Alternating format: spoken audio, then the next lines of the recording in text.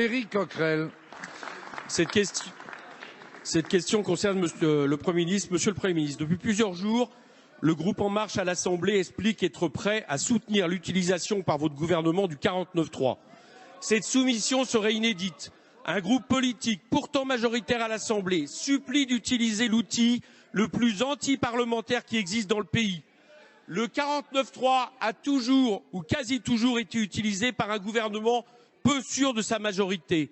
Certains parlementaires de la majorité reprochent même à l'opposition d'exister. L'examen du texte serait trop cher, disent-ils.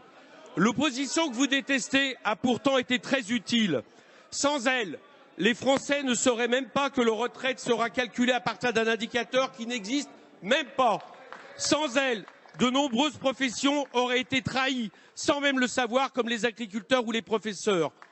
Contrairement à la propagande que vous déversez dans les médias, en une semaine, la France insoumise, par exemple, n'a défendu que 200 amendements.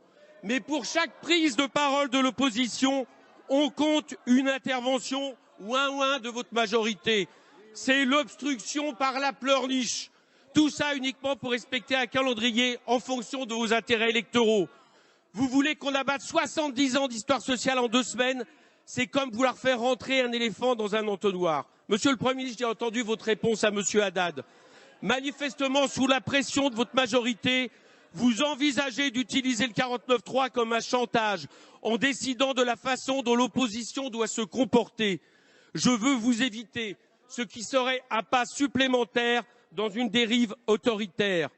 Je vous propose donc, Monsieur le Premier ministre, d'attendre les résultats de la conférence de financement.